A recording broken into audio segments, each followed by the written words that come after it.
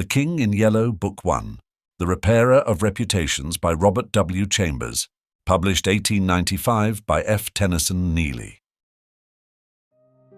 Toward the end of the year 1920, the government of the United States had practically completed the program, adopted during the last months of President Winthrop's administration. The country was apparently tranquil. Everybody knows how the tariff and labor questions were settled. The war with Germany, incident on that country's seizure of the Samoan Islands, had left no visible scars upon the Republic, and the temporary occupation of Norfolk by the invading army had been forgotten in the joy over repeated naval victories and the subsequent ridiculous plight of General von Gartenlauber's forces in the state of New Jersey. The Cuban and Hawaiian investments had paid 100%, and the territory of Samoa was well worth its cost as a coaling station. The country was in a superb state of defense. Every coast city had been well supplied with land fortifications. The army, under the parental eye of the General Staff, organized according to the Prussian system, had been increased to 300,000 men, with a territorial reserve of 1 million, and 6 magnificent squadrons of cruisers and battleships patrolled the 6 stations of the navigable seas, leaving a steam reserve amply fitted to control home waters. The gentlemen from the West had at last been constrained to acknowledge that a college for the training of diplomats was as necessary as law schools are for the training of barristers. Consequently, we were no longer represented abroad by incompetent patriots. The nation was prosperous. Chicago, for a moment paralyzed after a second great fire, had risen from its ruins, white and imperial, and more beautiful than the white city which had been built for its plaything in 1893.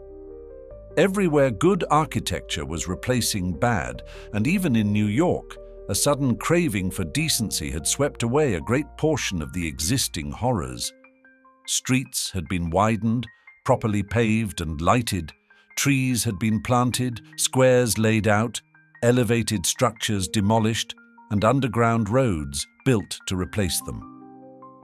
The new government buildings and barracks were fine bits of architecture, and the long system of stone quays, which completely surrounded the island, had been turned into parks which proved a godsend to the population.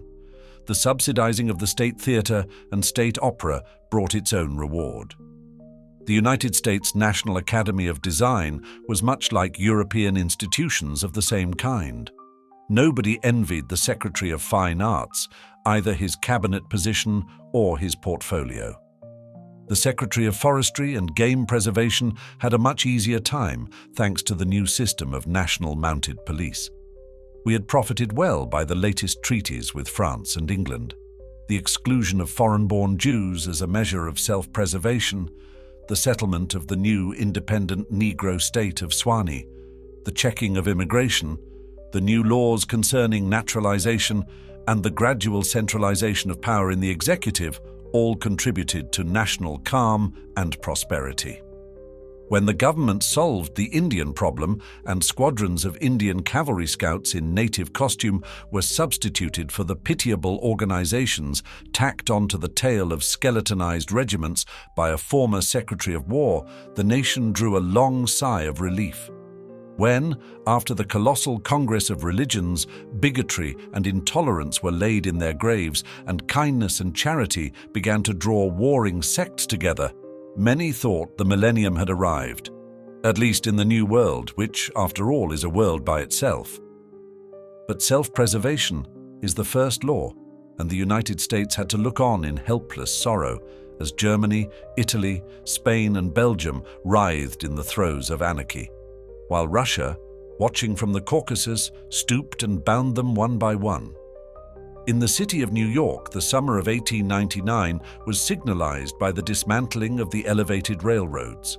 The summer of 1900 will live in the memories of New York people for many a cycle. The Dodge statue was removed in that year. In the following winter began that agitation for the repeal of the laws prohibiting suicide, which bore its final fruit in the month of April 1920, when the first government lethal chamber was opened on Washington Square. I had walked down that day from Dr. Archer's house on Madison Avenue, where I had been as a mere formality. Ever since that fall from my horse 4 years before, I'd been troubled at times with pains in the back of my head and neck, but now for months they had been absent, and the doctor sent me away that day saying there was nothing more to be cured in me. It was hardly worth his fee to be told that. I knew it myself. Still, I did not grudge him the money. What I minded was the mistake which he made at first. When they picked me up from the pavement where I lay unconscious, and somebody had mercifully sent a bullet through my horse's head, I was carried to Dr. Archer, and he, pronouncing my brain affected, placed me in his private asylum where I was obliged to endure treatment for insanity. At last he decided that I was well, and I, knowing that my mind had always been as sound as his, if not sounder, paid my tuition, as he jokingly called it, and left. I told him, smiling, that I would get even with him for his mistake, and he laughed heartily and asked me to call once in a while. I did so, hoping for a chance to even up accounts, but he gave me none, and I told him I would wait. The fall from my horse had fortunately left no evil results. On the contrary, it had changed my whole character for the better. From a lazy young man about town, I had become active, energetic, temperate, and above all else, ambitious. There was only one thing which troubled me. I laughed at my own uneasiness, and yet it troubled me. During my convalescence, I had bought and read for the first time The King in Yellow. I remember after finishing the first act that it occurred to me that I had better stop. I started up and flung the book into the fireplace. The volume struck the barred grate and fell open on the hearth in the firelight. If I had not caught a glimpse of the opening words in the second act, I should never have finished it. But as I stooped to pick it up, my eyes became riveted to the open page, and with a cry of terror, or perhaps it was of joy so poignant that I suffered in every nerve, I snatched the thing out of the coals and crept shaking to my bedroom, where I read it and reread it, and wept and laughed and trembled with a horror which at times assails me yet. This is the thing that troubles me, for I cannot forget Carcosa, where black stars hang in the heavens, where the shadows of men's thoughts lengthen in the afternoon, when the twin suns sink into the lake of Hali, and my mind will bear forever the memory of the pallid mask. I pray. God will curse the writer, as the writer has cursed the world with this beautiful, stupendous creation, terrible in its simplicity, irresistible in its truth, a world which now trembles before the King in Yellow. When the French government seized the translated copies, which had just arrived in Paris, London, of course, became eager to read it. It is well known how the book spread like an infectious disease, from city to city, from continent to continent, barred out here, confiscated there, denounced by press and pulpit, censured even by the most advanced of literary anarchists. No definite principles had been violated in those wicked pages, no doctrine promulgated, no convictions outraged. It could not be judged by any known standard. Yet, although it was acknowledged that the supreme note of art had been struck in The King in Yellow, all felt that human nature could not bear the strain, nor thrive on words in which the essence of purest poison lurked. The very banality and innocence of the first act only allowed the blow to fall afterward with more awful effect. It was, I remember, the 13th day of April 1920 that the first government lethal chamber was established on the south side of Washington Square, between Worcester Street and South Fifth Avenue. The block, which had formerly consisted of a lot of shabby old buildings used as cafes and restaurants for foreigners, had been acquired by the government in the winter of 1898. The French and Italian cafes and restaurants were torn down. The whole block was enclosed by a gilded iron railing and converted into a lovely garden with lawns, flowers, and fountains. In the center of the garden stood a small white building, severely classical in architecture and surrounded by thickets of flowers. 6 ionic columns supported the roof, and the single door was of bronze. A splendid marble group of the Fates stood before the door, the work of a young American sculptor, Boris Yvain, who had died in Paris when only 23 years old. The inauguration ceremonies were in progress as I crossed University Place and entered the square. I threaded my way through the silent throng of spectators, but was stopped at 4th Street by a cordon of police. A regiment of United States Lancers were drawn up in a hollow square round the lethal chamber. On a raised tribune facing Washington Park stood the governor of New York, and behind him were grouped the mayor of New York and Brooklyn, the inspector general of police, the commandant of the state troops, Colonel Livingston, military aide to the President of the United States, General Blount, commanding at Governor's Island, Major General Hamilton, commanding the garrison of New York and Brooklyn, Admiral Buffby of the fleet in the North River, Surgeon General Lansford, the staff of the National Free Hospital, Senators Wise and Franklin of New York, and the Commissioner of Public Works. The tribune was surrounded by a squadron of hussars of the National Guard. The governor was finishing his reply to the short speech of the Surgeon General. I heard him say, "The laws prohibiting suicide and providing punishment for any attempt at self-destruction have been repealed. The government has seen fit to acknowledge the right of man to end an existence which may have become intolerable to him through physical suffering or mental despair. It is believed that the community will be benefited by the removal of such people from their midst. Since the passage of this law, the number of suicides in the United States has not increased. Now the government has determined to establish a lethal chamber in every city, town and village in the country. It remains to be seen whether or not that class of human creatures from whose desponding ranks new victims of self-destruction fall daily will accept the relief thus provided." He paused and turned to the white lethal chamber. The silence in the street was absolute. There a painless death awaits him who can no longer bear the sorrows of this life. If death is welcome, let him seek it there. Then quickly turning to the military aide of the president's household, he said, "I declare the lethal chamber open." And again, facing the vast crowd, he cried in a clear voice, "Citizens of New York and of the United States of America, through me the government declares the lethal chamber to be open." The solemn hush was broken by a sharp cry of command. The squadron of hussars filed after the governor's carriage, the lancers wheeled and formed along Fifth Avenue to wait for the commandant of the garrison, and the mounted police followed them. I left the crowd to gape and stare at the white marble death chamber, and crossing South Fifth Avenue, walked along the western side of that thoroughfare to Bleecker Street. Then I turned to the right and stopped before a dingy shop which bore the sign, Hawberk Armourer. I glanced in at the doorway and saw Hawberk busy in his little shop at the end of the hall. He looked up, and catching sight of me, cried in his deep, hearty voice, "Come in, Mr. Castaigne."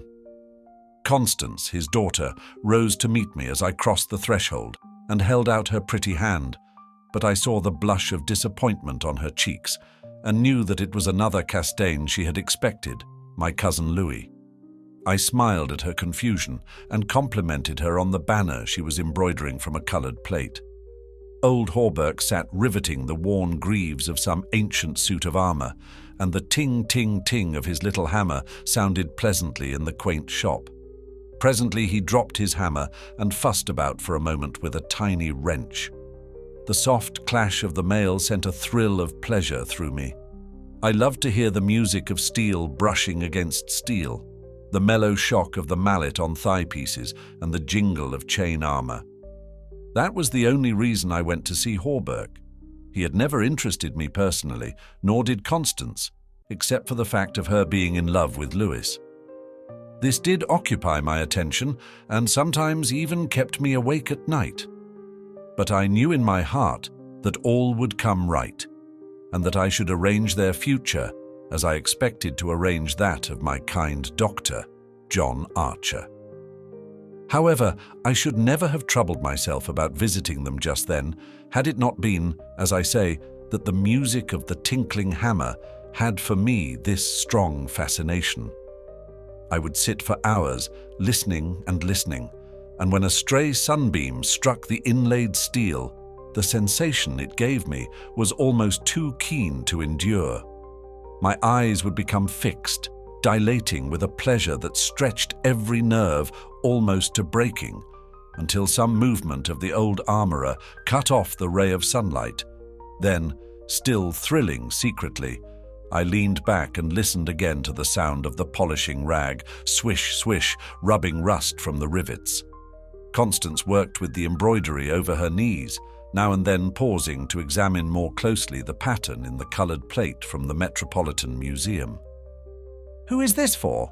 I asked. Hawberk explained that in addition to the treasures of armour in the Metropolitan Museum of which he had been appointed armourer, he also had charge of several collections belonging to rich amateurs. This was the missing greave of a famous suit which a client of his had traced to a little shop in Paris on the Quai d'Orsay. He, Hawberk, had negotiated for and secured the greave, and now the suit was complete. He laid down his hammer and read me the history of the suit, traced since 1450 from owner to owner until it was acquired by Thomas Stainbridge. When his superb collection was sold, this client of Hawberk's bought the suit, and since then the search for the missing greave had been pushed until it was, almost by accident, located in Paris. "Did you continue the search so persistently without any certainty of the greave being still in existence?" I demanded. "Of course," he replied coolly. Then, for the first time, I took a personal interest in Hawberk. "It was worth something to you?" I ventured. "No," he replied, laughing. "My pleasure in finding it was my reward." "Have you no ambition to be rich?" I asked, smiling. "My one ambition is to be the best armourer in the world," he answered gravely. Constance asked me if I had seen the ceremonies at the Lethal Chamber.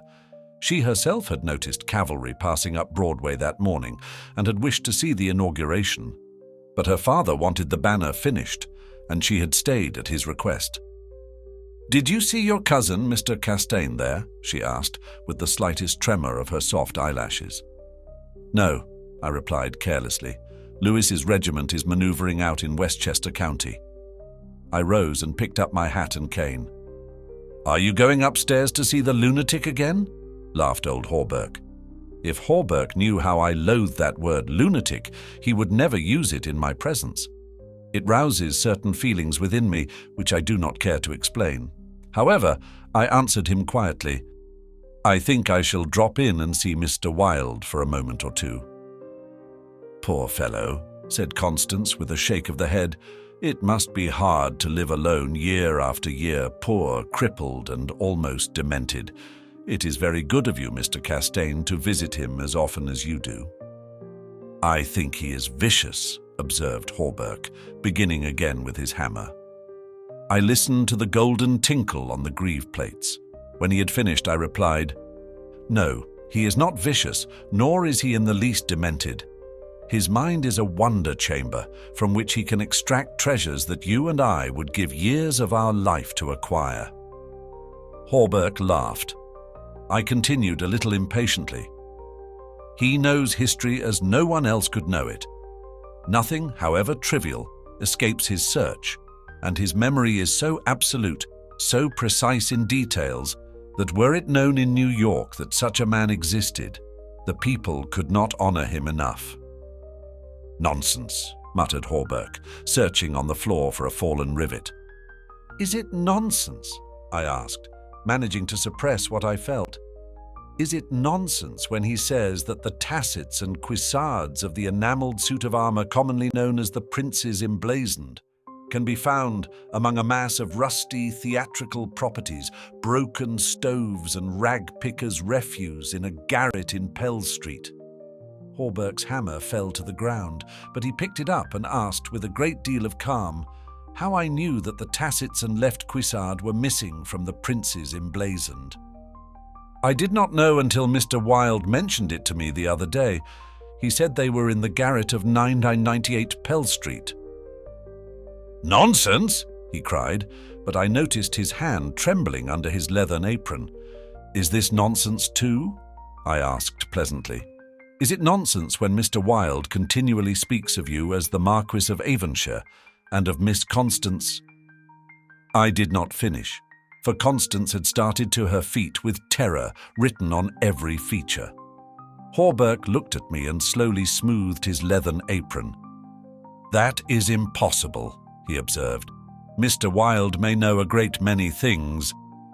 About armour, for instance, and the princes emblazoned, I interposed, smiling. Yes, he continued slowly, about armour also, maybe, but he is wrong in regard to the Marquis of Avonshire, who, as you know, killed his wife's traducer years ago and went to Australia, where he did not long survive his wife. Mr. Wilde is wrong, murmured Constance. Her lips were blanched, but her voice was sweet and calm. Let us agree, if you please, that in this one circumstance Mr. Wilde is wrong, I said. I climbed the 3 dilapidated flights of stairs, which I had so often climbed before, and knocked at a small door at the end of the corridor. Mr. Wilde opened the door, and I walked in. When he had double-locked the door and pushed a heavy chest against it, he came and sat down beside me, peering up into my face with his little light-colored eyes. Half a dozen new scratches covered his nose and cheeks, and the silver wires which supported his artificial ears had become displaced. I thought I had never seen him so hideously fascinating. He had no ears. The artificial ones, which now stood out at an angle from the fine wire, were his one weakness. They were made of wax and painted a shell pink, but the rest of his face was yellow. He might better have revelled in the luxury of some artificial fingers for his left hand, which was absolutely fingerless, but it seemed to cause him no inconvenience, and he was satisfied with his wax ears. He was very small, scarcely higher than a child of 10, but his arms were magnificently developed, and his thighs as thick as any athlete's. Still, the most remarkable thing about Mr. Wilde was that a man of his marvellous intelligence and knowledge should have such a head. It was flat and pointed, like the heads of many of those unfortunates whom people imprison in asylums for the weak-minded. Many called him insane, but I knew him to be as sane as I was. I do not deny that he was eccentric. The mania he had for keeping that cat and teasing her until she flew at his face like a demon was certainly eccentric. I never could understand why he kept the creature, nor what pleasure he found in shutting himself up in his room with this surly, vicious beast. I remember once glancing up from the manuscript I was studying by the light of some tallow dips and seeing Mr. Wilde squatting motionless on his high chair, his eyes fairly blazing with excitement, while the cat, which had risen from her place before the stove, came creeping across the floor right at him. Before I could move, she flattened her belly to the ground, crouched, trembled, and sprang into his face. Howling and foaming, they rolled over and over on the floor, scratching and clawing, until the cat screamed and fled under the cabinet, and Mr. Wilde turned over on his back, his limbs contracting and curling up like the legs of a dying spider. He was eccentric. Mr. Wilde had climbed into his high chair and, after studying my face, picked up a dog's-eared ledger and opened it.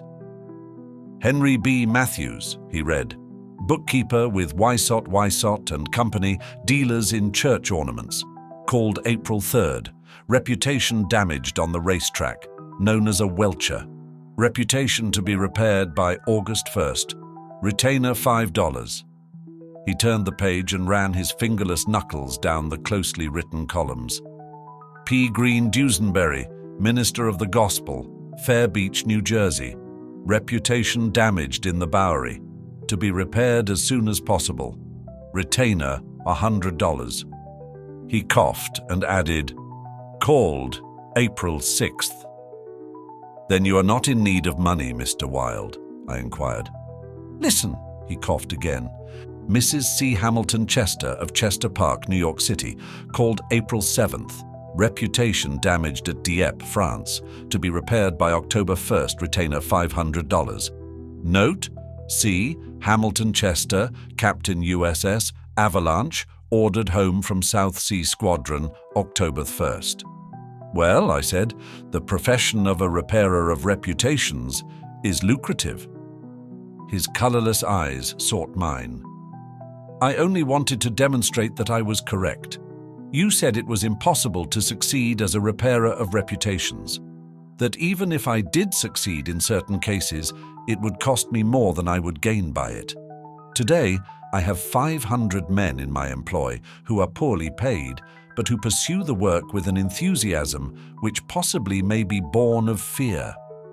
These men enter every shade and grade of society. Some even are pillars of the most exclusive social temples. Others are the prop and pride of the financial world. Still others hold undisputed sway among the fancy and the talent. I choose them at my leisure from those who reply to my advertisements. It is easy enough, they are all cowards. I could treble the number in 20 days if I wished. So you see, those who have in their keeping the reputations of their fellow citizens, I have in my pay. They may turn on you, I suggested. He rubbed his thumb over his cropped ears and adjusted the wax substitutes. I think not, he murmured thoughtfully. I seldom have to apply the whip, and then only once. Besides, they like their wages. How do you apply the whip? I demanded. His face for a moment was awful to look upon. His eyes dwindled to a pair of green sparks. I invite them to come and have a little chat with me, he said in a soft voice. A knock at the door interrupted him, and his face resumed its amiable expression. Who is it? He inquired. Mr. Stilett, was the answer. Come tomorrow, replied Mr. Wilde. Impossible, began the other, but was silenced by a sort of bark from Mr. Wilde. Come tomorrow, he repeated. We heard somebody move away from the door and turn the corner by the stairway. Who is that? I asked. Arnold Stilett, owner and editor-in-chief of the great New York Daily. He drummed on the ledger with his fingerless hand, adding, I pay him very badly, but he thinks it a good bargain. Arnold Stilett, I repeated, amazed. Yes, said Mr. Wilde with a self-satisfied cough. The cat, which had entered the room as he spoke, hesitated, looked up at him and snarled. He climbed down from the chair and, squatting on the floor, took the creature into his arms and caressed her. The cat ceased snarling and presently began a loud purring which seemed to increase in timbre as he stroked her. Where are the notes? I asked. He pointed to the table, and for the 100th time I picked up the bundle of manuscript entitled The Imperial Dynasty of America. One by one I studied the well-worn pages, worn only by my own handling, and although I knew all by heart from the beginning, when from Carcosa, the Hyades, Hastur, and Aldebaran, to Castaigne, Louis de Calvados, born December 19, 1877. I read it with an eager, rapt attention, pausing to repeat parts of it aloud and dwelling especially on Hildred de Calvados, only son of Hildred Castaigne and Editha Landis Castaigne, first in succession, etc., etc. When I finished, Mr. Wilde nodded and coughed. Speaking of your legitimate ambition, he said, how do Constance and Louis get along?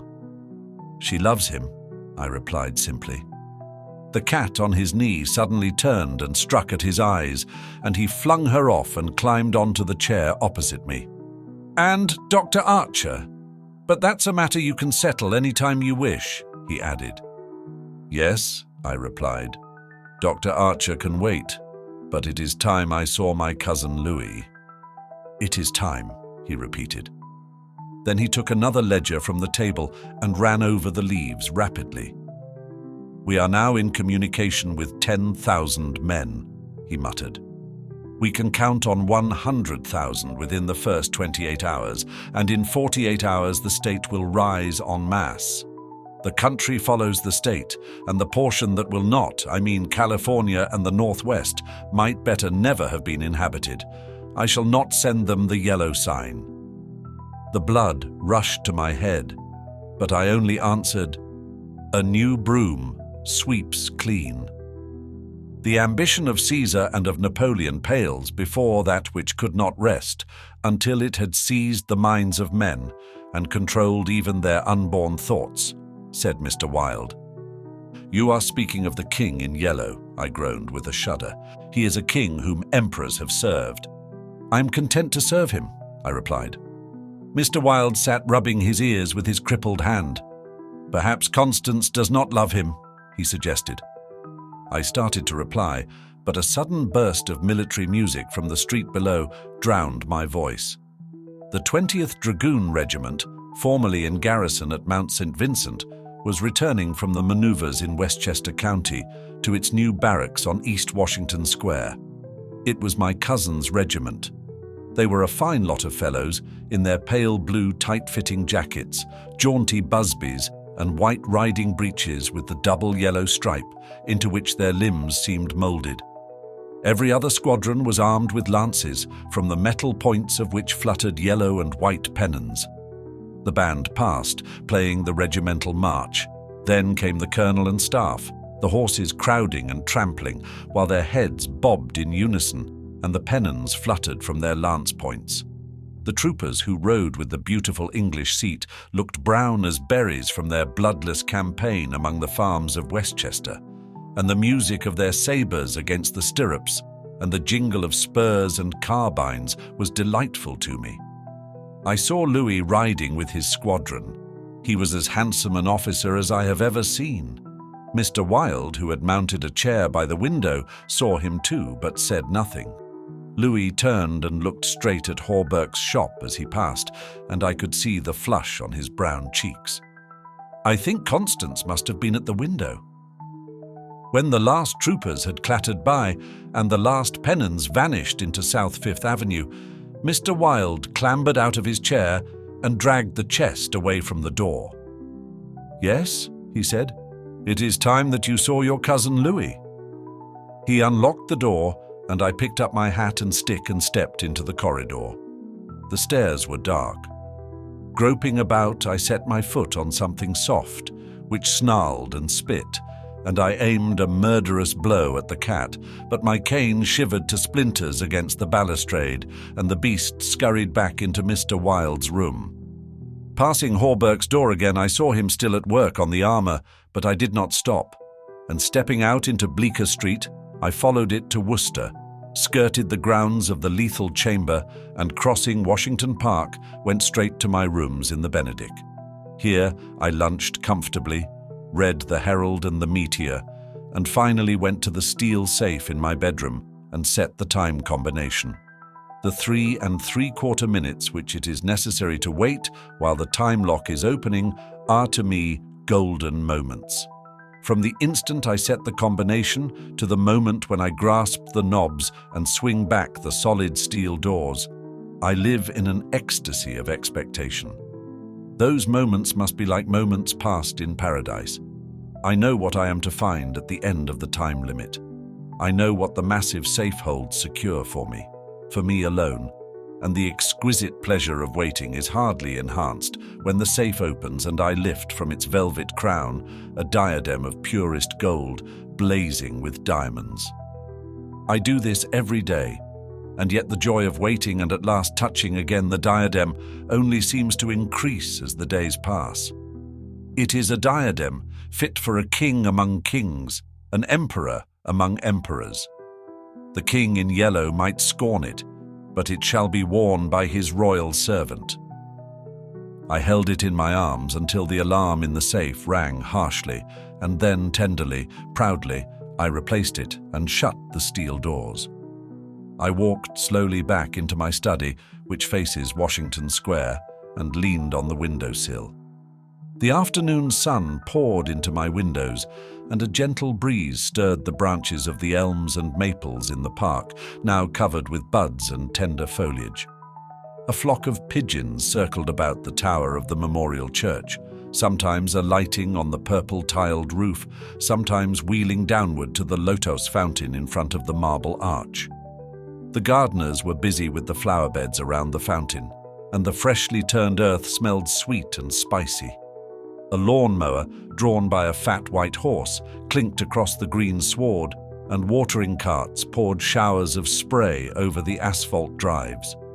Around the statue of Peter Stuyvesant, which in 1897 had replaced the monstrosity supposed to represent Garibaldi, children played in the spring sunshine, and nurse girls wheeled elaborate baby carriages with a reckless disregard for the pasty-faced occupants, which could probably be explained by the presence of half a dozen trim dragoon troopers languidly lolling on the benches. Through the trees, the Washington Memorial Arch glistened like silver in the sunshine, and beyond, on the eastern extremity of the square, the grey stone barracks of the dragoons and the white granite artillery stables were alive with colour and motion. I looked at the lethal chamber on the corner of the square opposite. A few curious people still lingered about the gilded iron railing, but inside the grounds the paths were deserted. I watched the fountains ripple and sparkle. The sparrows had already found this new bathing nook, and the basins were covered with the dusty, feathered little things. 2 or 3 white peacocks picked their way across the lawns, and a drab-coloured pigeon sat so motionless on the arm of one of the fates that it seemed to be a part of the sculptured stone. As I was turning carelessly away, a slight commotion in the group of curious loiterers around the gates attracted my attention.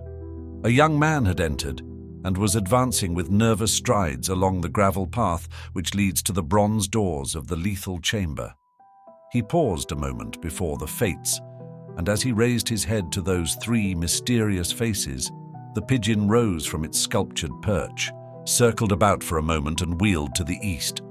The young man pressed his hand to his face and then, with an undefinable gesture, sprang up the marble steps. The bronze doors closed behind him, and half an hour later, the loiterers slouched away, and the frightened pigeon returned to its perch in the arms of fate. I put on my hat and went out into the park for a little walk before dinner. As I crossed the central driveway, a group of officers passed, and one of them called out, "Hello, Hildred," and came back to shake hands with me. It was my cousin Louis, who stood smiling and tapping his spurred heels with his riding whip. "Just back from Westchester," he said.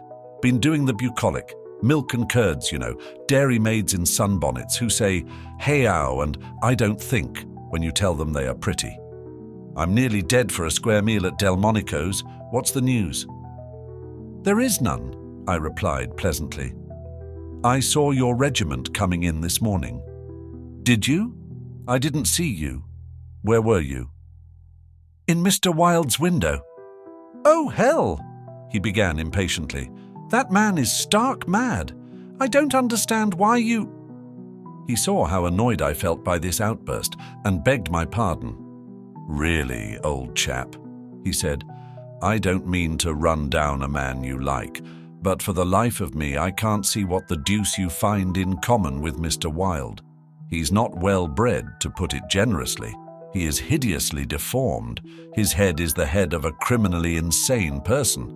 You know yourself he's been in an asylum." "So have I interrupted calmly. Louis looked startled and confused for a moment, but recovered and slapped me heartily on the shoulder. "You were completely cured," he began, but I stopped him again. "I suppose you mean that I was simply acknowledged never to have been insane." "Of course that's what I meant," he laughed. I disliked his laugh because I knew it was forced, but I nodded gaily and asked him where he was going. Louis looked after his brother officers, who had now almost reached Broadway. "We had intended to sample a Brunswick cocktail, but to tell you the truth, I was anxious for an excuse to go and see Hawberk instead. Come along, I'll make you my excuse." We found old Hawberk, neatly attired in a fresh spring suit, standing at the door of his shop and sniffing the air. "I had just decided to take Constance for a little stroll before dinner," he replied to the impetuous volley of questions from Louis. "We thought of walking on the park terrace along the North River." At that moment, Constance appeared and grew pale and rosy by turns as Louis bent over her small gloved fingers. I tried to excuse myself, alleging an engagement uptown, but Louis and Constance would not listen, and I saw I was expected to remain and engage old Hawberk's attention.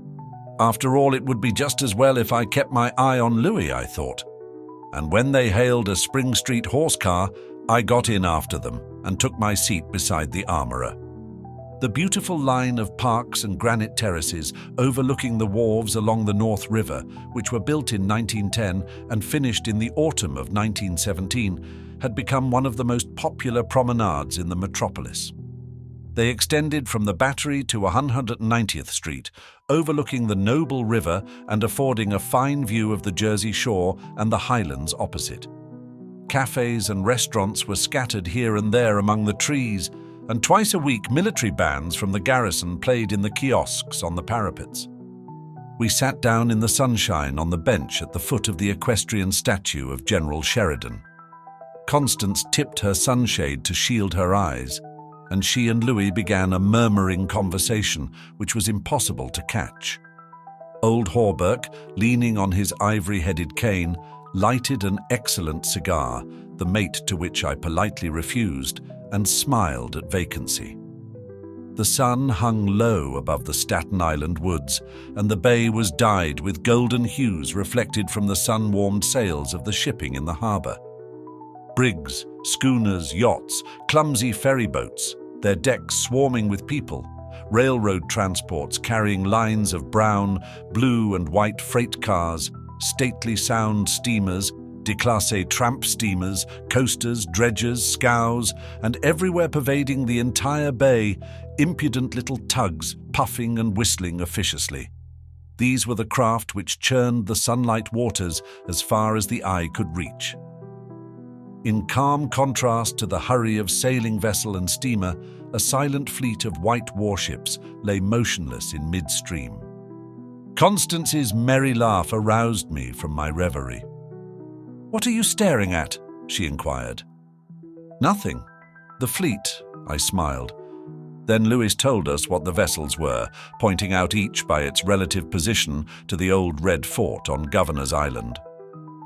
"That little cigar-shaped thing is a torpedo boat," he explained. "There are 4 more lying close together. They are the Tarpon, the Falcon, the Sea Fox, and the Octopus. The gunboats just above are the Princeton, the Champlain, the Stillwater, and the Erie. Next to them lie the cruisers Farragut and Los Angeles, and above them the battleships California and Dakota, and the Washington, which is the flagship. Those 2 squatty-looking chunks of metal which are anchored there off Castle William are the double-turreted monitors, Terrible and Magnificent. Behind them lies the ram, Osceola." Constance looked at him with deep approval in her beautiful eyes. "What loads of things you know for a soldier," she said, and we all joined in the laugh which followed. Presently Louis rose with a nod to us and offered his arm to Constance, and they strolled away along the river wall. Hawberk watched them for a moment and then turned to me. "Mr. Wilde was right," he said. "I have found the missing tassets and left cuissard of the princes emblazoned in a vile old junk garret in Pell Street." "998?" I inquired with a smile. "Yes." "Mr. Wilde is a very intelligent man," I observed. "I want to give him the credit of this most important discovery," continued Hawberk, "and I intend it shall be known that he is entitled to the fame of it." "He won't thank you for that," I answered sharply. "Please say nothing about it." "Do you know what it is worth?" said Hawberk. "No, $50 perhaps." "It is valued at $500, but the owner of the Prince's emblazoned will give $2,000 to the person who completes his suit. That reward also belongs to Mr. Wilde." "He doesn't want it. He refuses it," I answered angrily. "What do you know about Mr. Wilde? He doesn't need the money.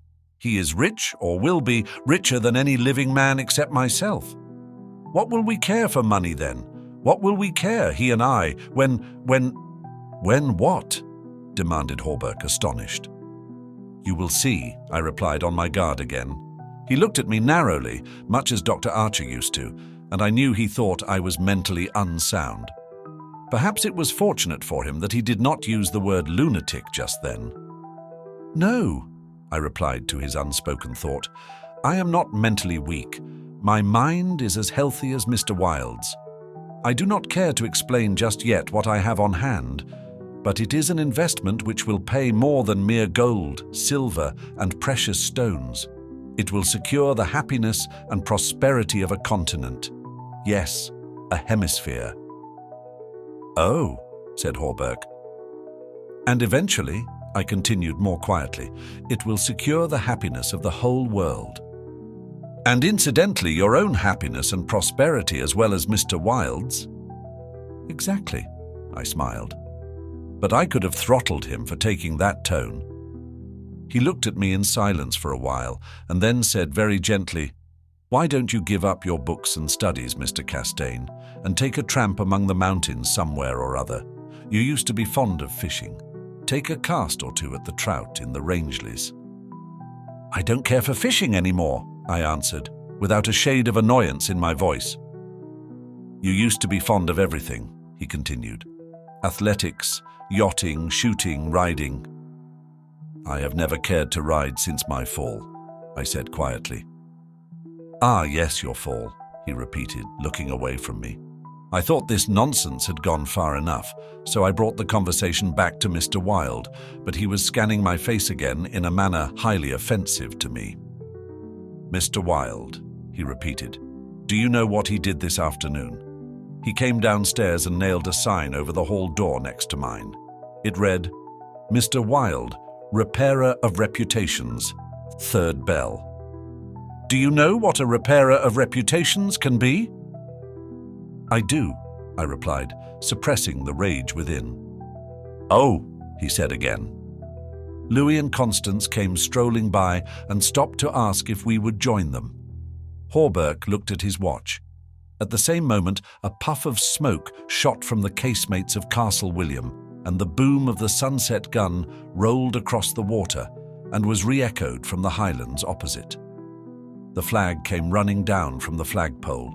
The bugles sounded on the white decks of the warships, and the first electric lights sparkled out from the Jersey shore. As I turned into the city with Hawberk, I heard Constance murmur something to Louis, which I did not understand. But Louis whispered, "My darling," in reply, and again walking ahead with Hawberk through the square, I heard a murmur of "sweetheart" and "my own Constance," and I knew the time had nearly arrived when I should speak of important matters with my cousin Louis. One morning early in May, I stood before the steel safe in my bedroom, trying on the golden jeweled crown. The diamonds flashed fire as I turned to the mirror, and the heavy beaten gold burned like a halo about my head. I remembered Camilla's agonized scream and the awful words echoing through the dim streets of Carcosa. They were the last lines in the first act, and I dared not think of what followed.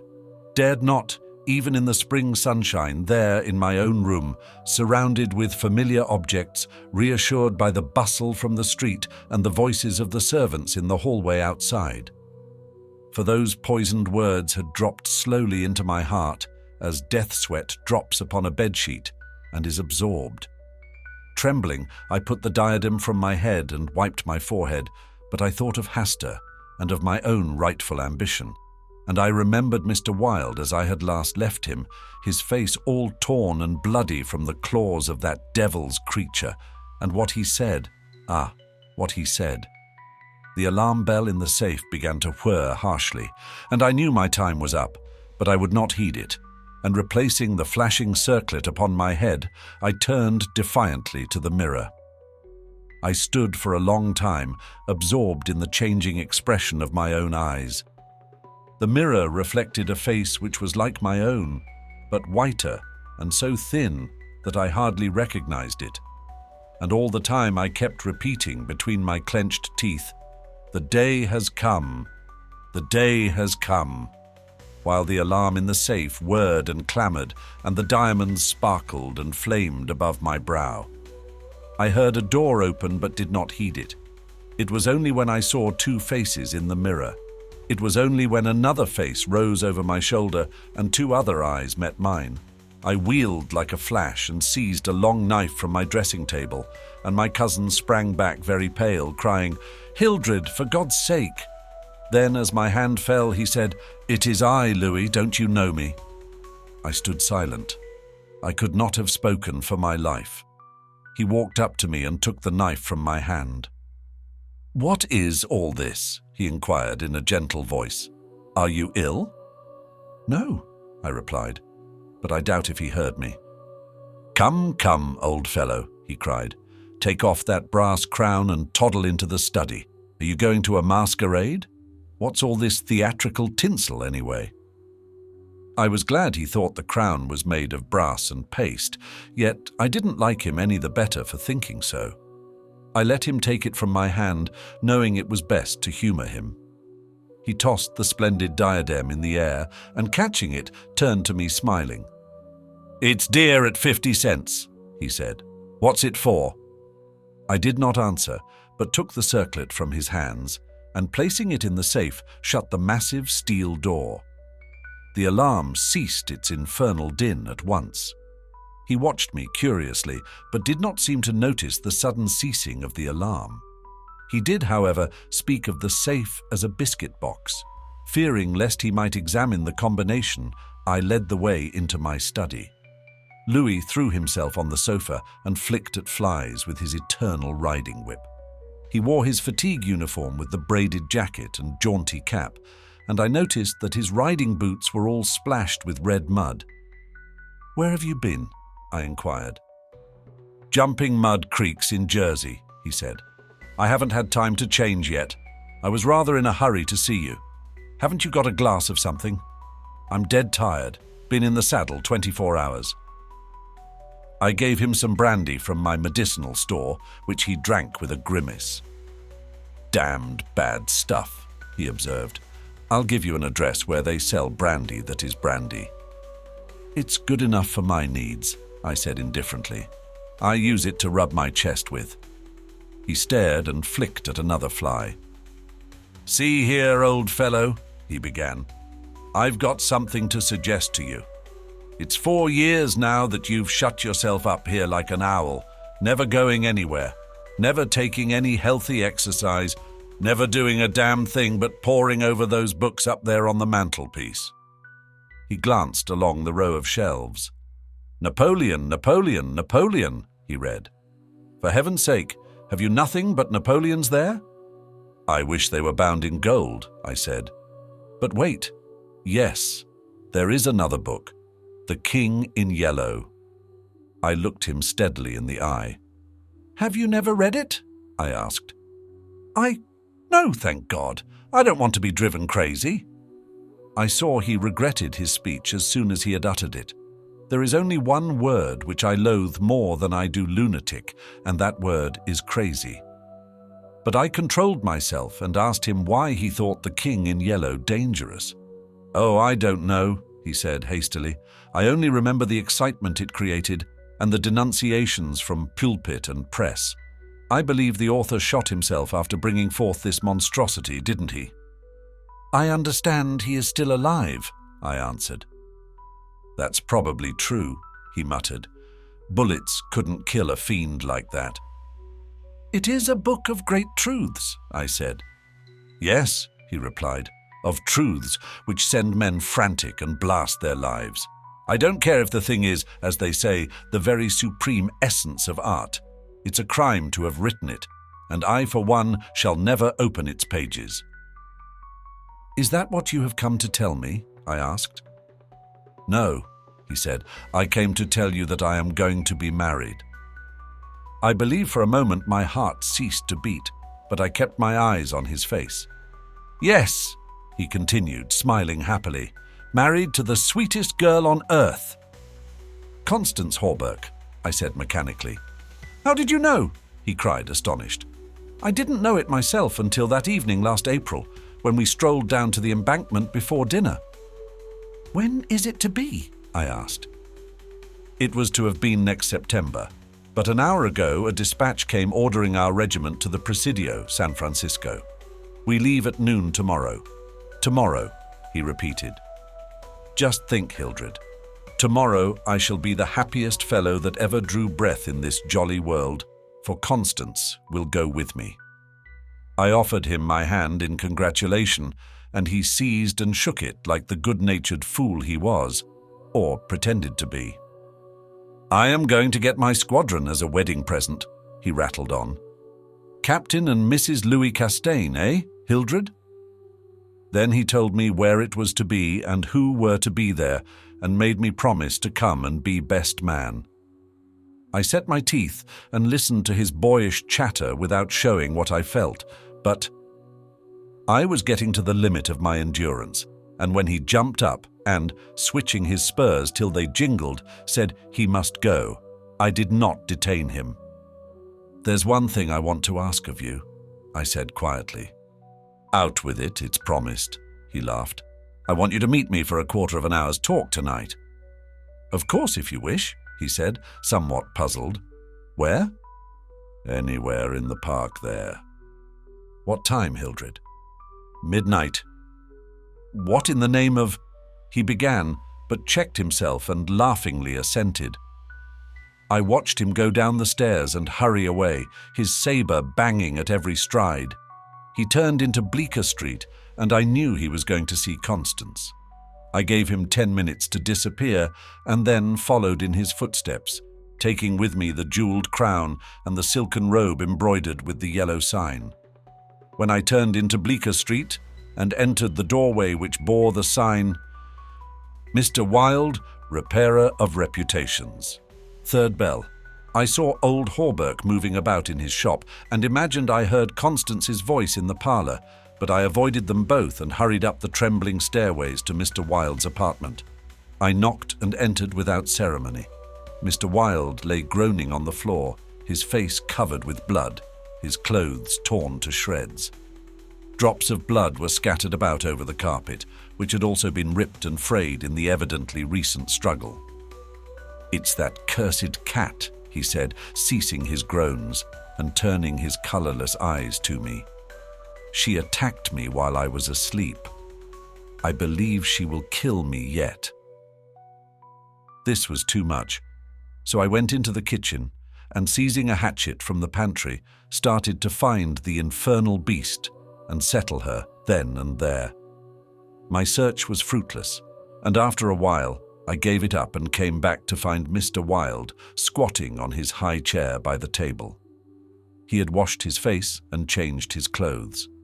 The great furrows which the cat's claws had ploughed up in his face he had filled with collodion, and a rag hid the wound in his throat.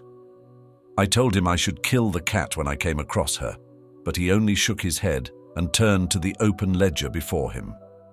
He read name after name of the people who had come to him in regard to their reputation, and the sums he had amassed were startling.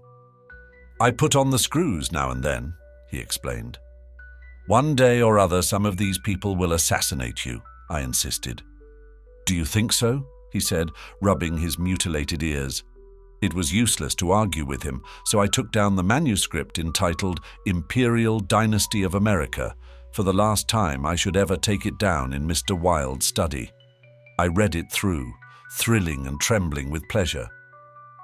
When I had finished, Mr. Wilde took the manuscript and, turning to the dark passage which leads from his study to his bedchamber, called out in a loud voice, "Vance." Then, for the first time, I noticed a man crouching there in the shadow. How I had overlooked him during my search for the cat, I cannot imagine.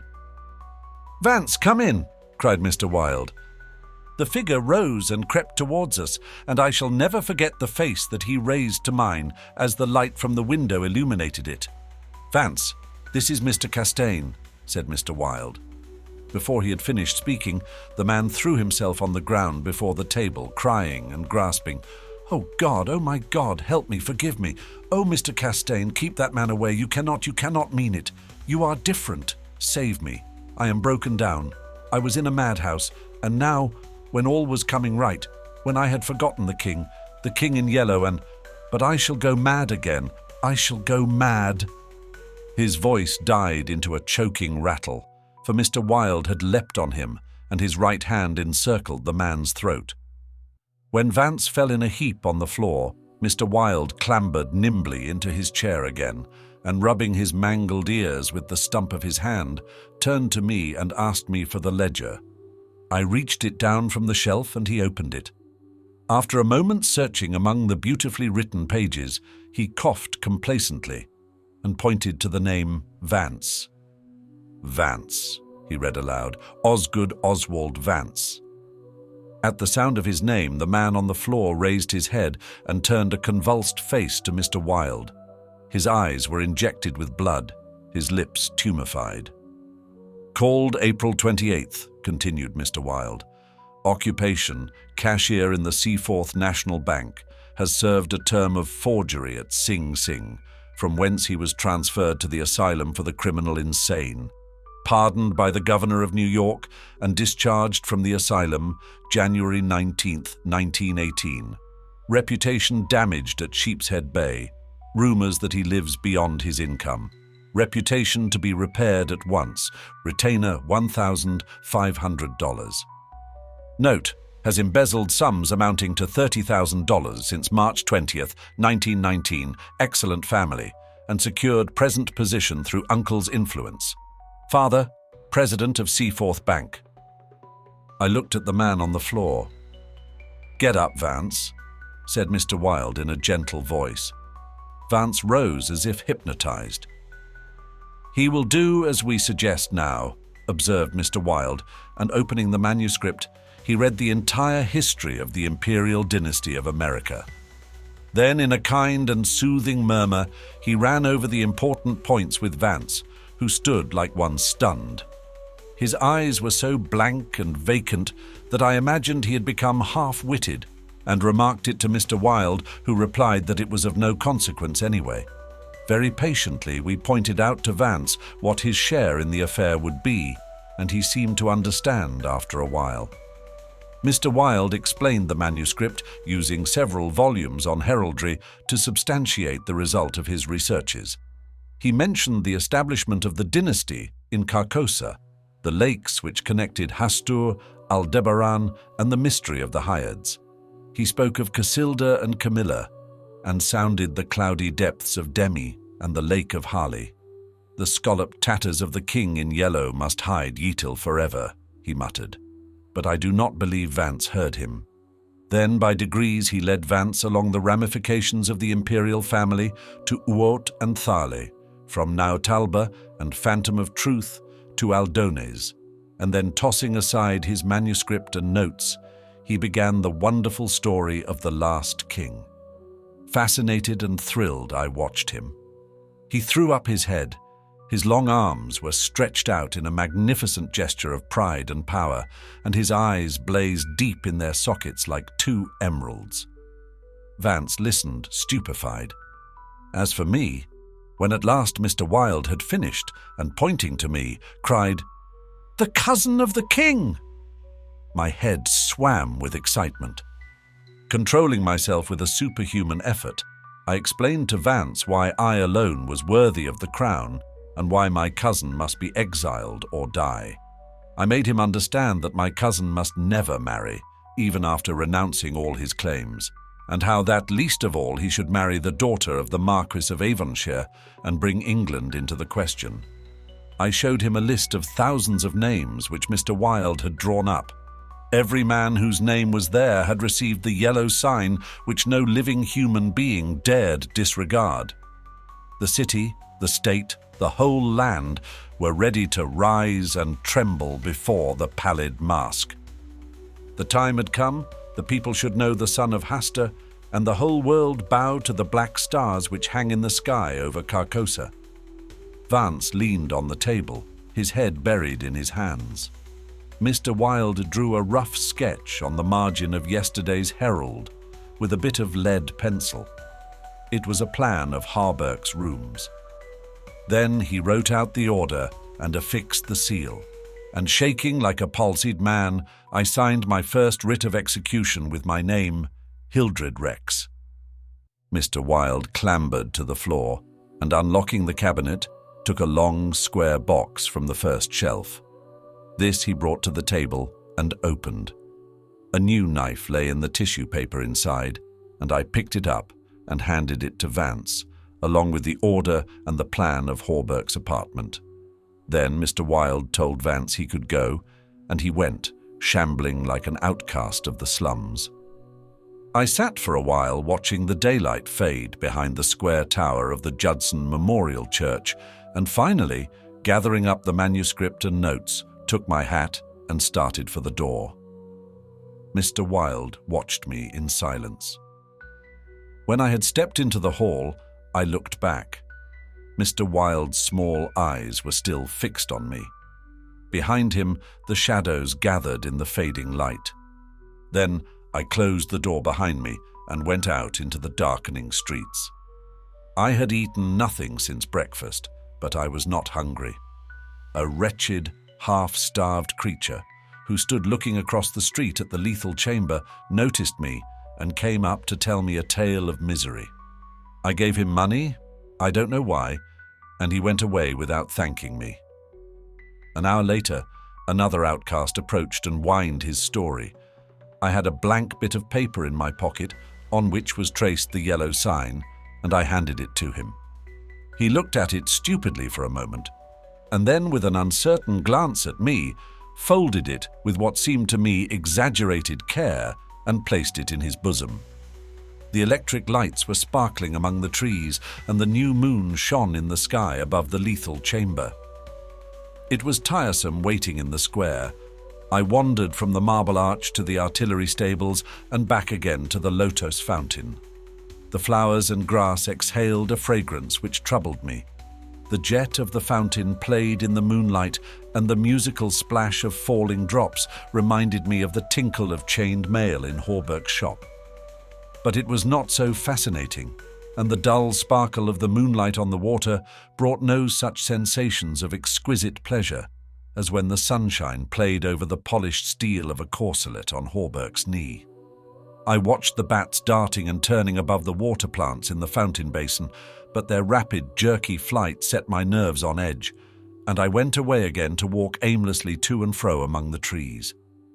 The artillery stables were dark, but in the cavalry barracks, the officers' windows were brilliantly lighted, and the sally port was constantly filled with troopers in fatigue, carrying straw and harness and baskets filled with tin dishes.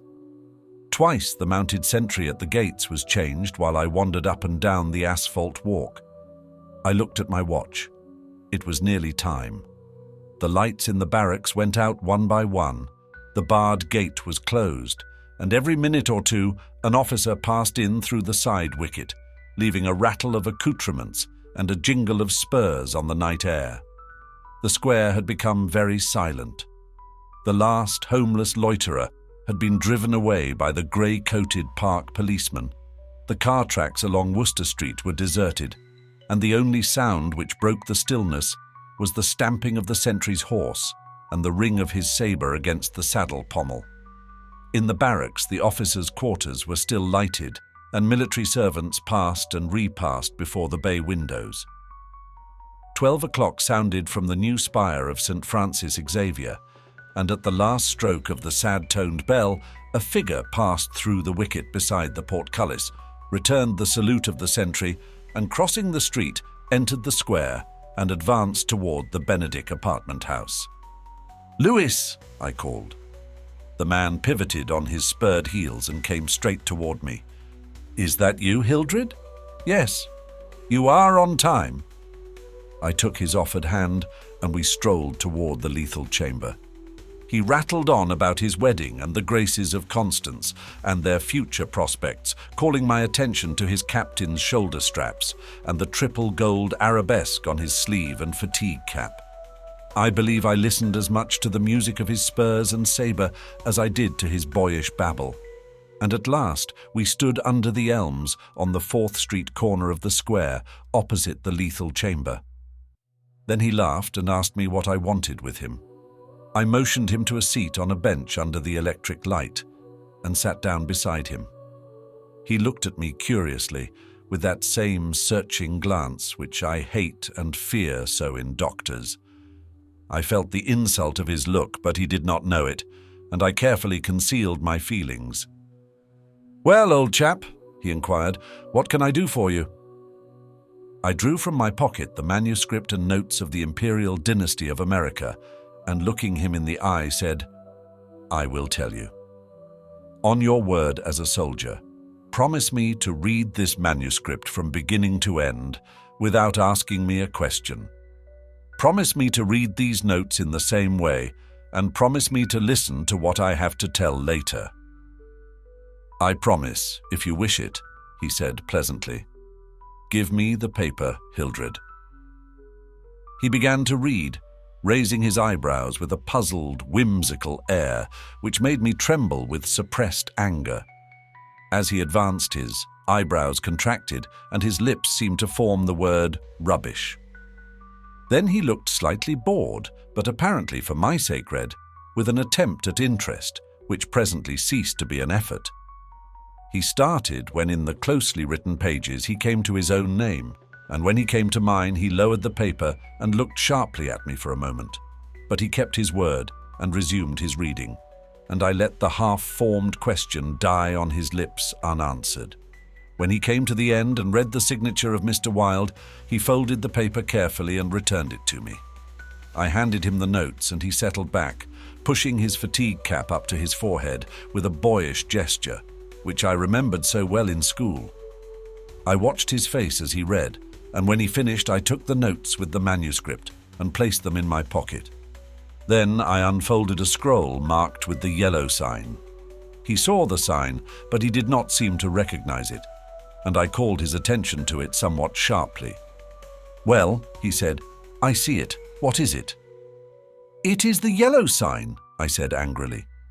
"Oh, that's it, is it?" said Lewis, in that flattering voice which Dr. Archer used to employ with me, and would probably have employed again had I not settled his affair for him. I kept my rage down and answered as steadily as possible, "Listen, you have engaged your word." "I am listening, old chap," he replied soothingly. I began to speak very calmly. "Dr. Archer, having by some means become possessed of the secret of the imperial succession, attempted to deprive me of my right, alleging that because of a fall from my horse 4 years ago, I had become mentally deficient.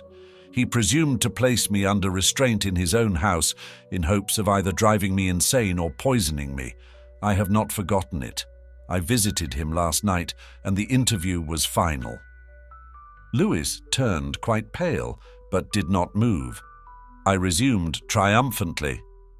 "There are yet 3 people to be interviewed in the interests of Mr. Wilde and myself.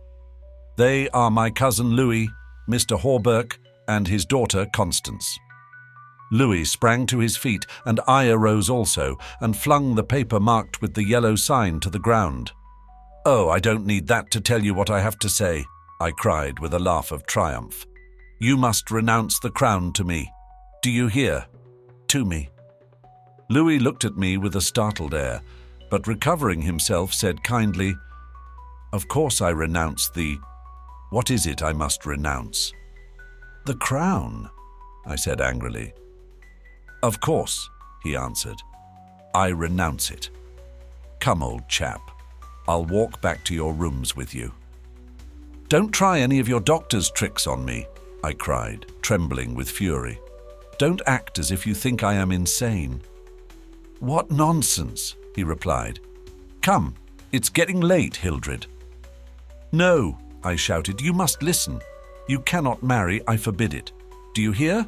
I forbid it. You shall renounce the crown, and in reward I grant you exile. But if you refuse, you shall die." He tried to calm me, but I was roused at last, and drawing my long knife barred his way. Then I told him how they would find Dr. Archer in the cellar with his throat open, and I laughed in his face when I thought of Vance and his knife, and the order signed by me. "Ah, you are the king," I cried, "but I shall be king. Who are you to keep me from empire over all the habitable earth? I was born the cousin of a king, but I shall be king." Louis stood white and rigid before me.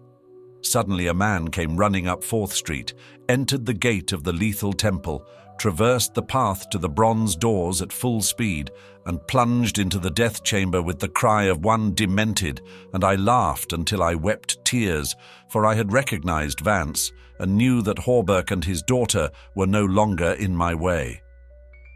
"Go!" I cried to Louis. "You have ceased to be a menace. You will never marry Constance now, and if you marry anyone else in your exile, I will visit you, as I did my doctor last night. Mr. Wilde takes charge of you tomorrow."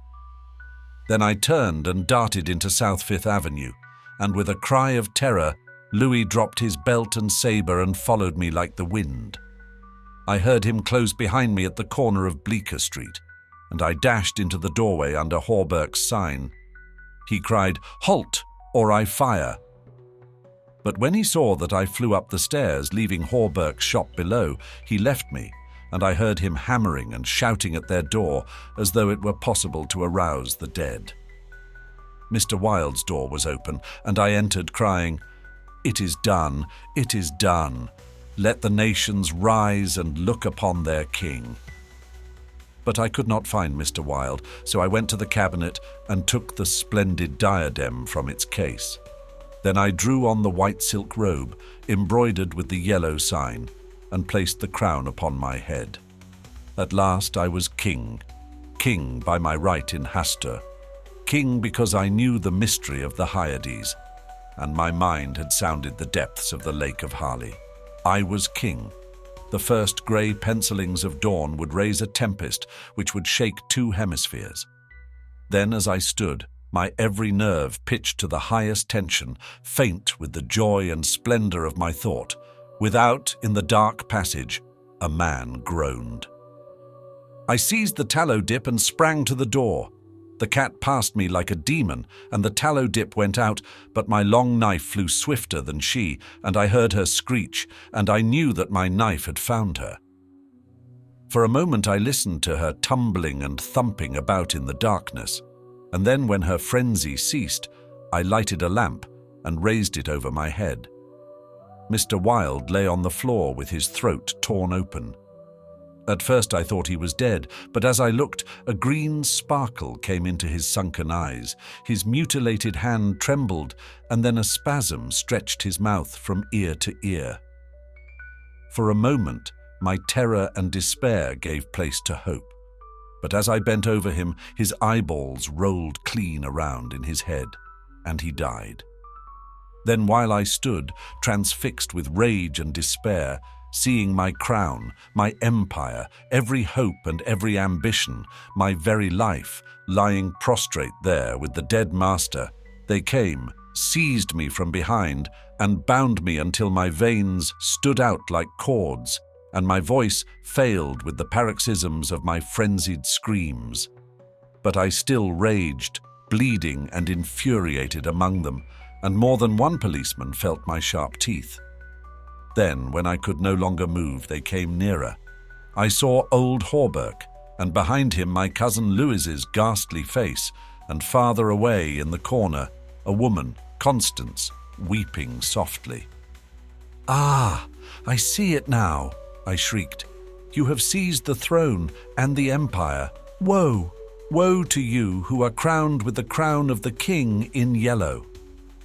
Editor's note: Mr. Castaigne died yesterday in the asylum for criminal insane.